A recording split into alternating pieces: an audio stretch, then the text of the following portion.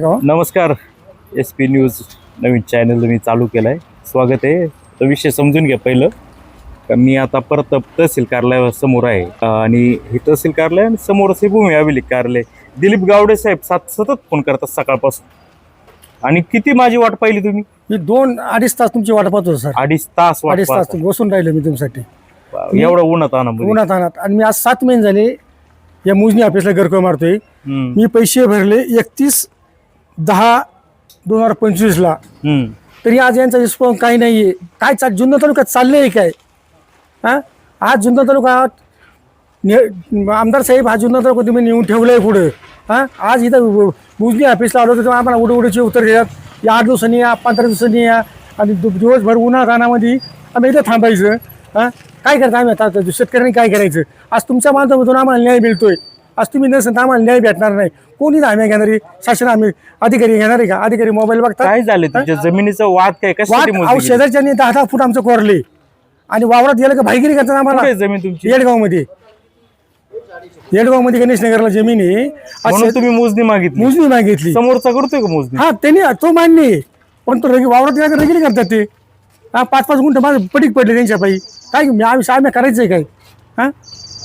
बर आता तुम्हाला किती महिन्यात केली मोजणी तुम्ही? 7व्या महिन्यात 10व्या महिन्यात पैसे भरले. ऑक्टोबर 2025 ला पैसे भरलेत. म्हणजे 7 महिने झाले. 7 महिने झाले. अजून रिस्पॉन्स काही आलेला नाही यांचा. नोटीस काहीच नाही अजून. इथं आल्यावर काय म्हणतात? हे म्हणतात आम्हाला पुण्यावरून नंबर पडेल तेव्हा आम्ही तुम्हाला सांगू. तेव्हा आम्ही काही सांगू शकत नाही तुम्हाला. आता मी मॅडमला फोन केला. मॅडम म्हणले मी पुण्याला मोजणी ऑफिसला आहे. गवळी मॅडम का? गवळी मॅडम. काय तुम्हाला बोलायचं बोलून घ्या. काय आज शेजारच्यांचा आम्हाला त्रास आहे. आमच्या स्वतःच्या वावरात गेलं का भाईगिरी करतात.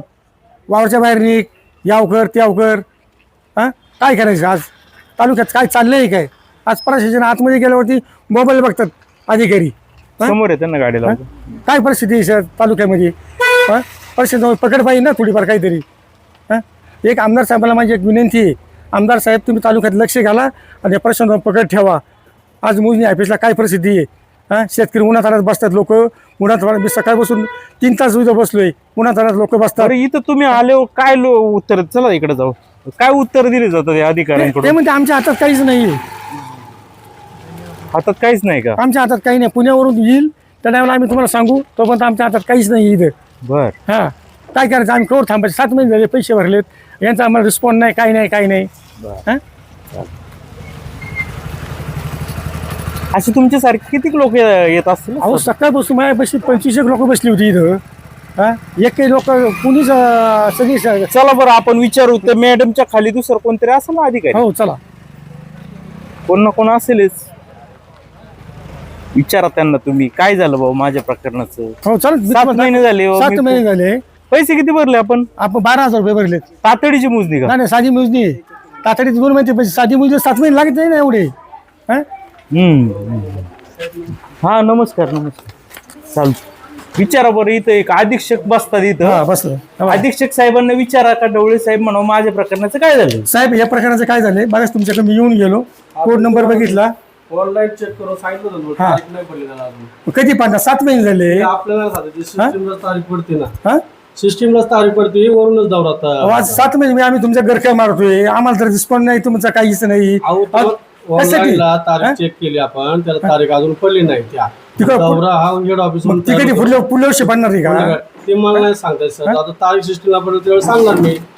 काय शेतकऱ्याची परिस्थिती तालुक्यामध्ये झाली. टेक्निकल असेल तर ते काय बोलू शकत नाही. डवळे साहेब जरा ही जवळ राहू.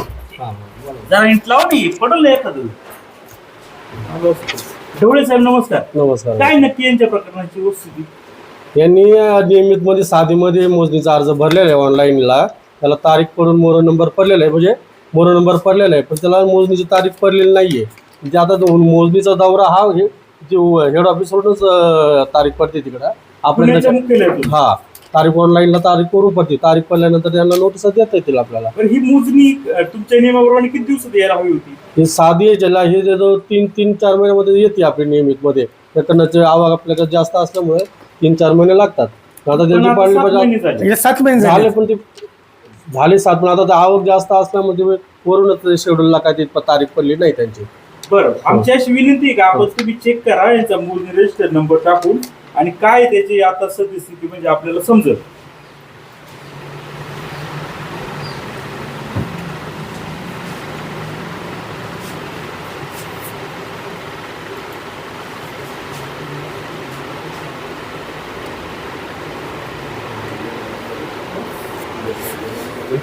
किती हेल्पट झाली तुमची? माझ्याकडून 200 गेला पडत झाले आतापर्यंत. 20. हा 8 दिवसाला मॅडम म्हणते 15 या 8 दिवसांनी या महिन्याला ये. हा आज यूज हेल्पट मारलं तुम्ही आतापर्यंत, इथं रिस्पॉन्स काहीच मिळत नाही. हां काय चालले आता तालुक्यात चाललंय काय?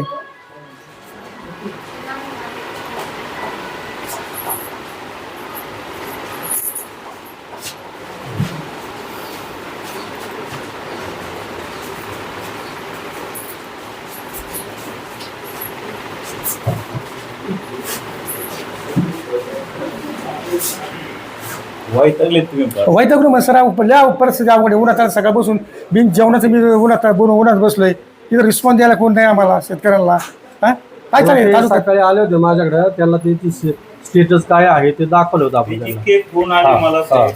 अक्षरशः स्टेटस त्यांना दाखवलं मी त्यांना. बघा ना आता काय स्टेटस आहे.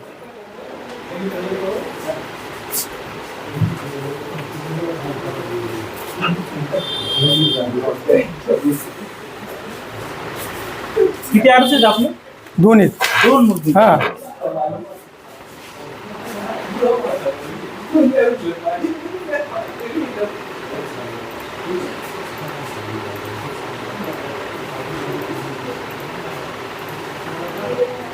काय बघा त्याच्यात ॲप्लिकेशन नंबर आहे, हद्दकायमीला मोजणीचा अर्ज आहे, त्याच्यामध्ये मोर नंबर पडलेला आहे 095-936.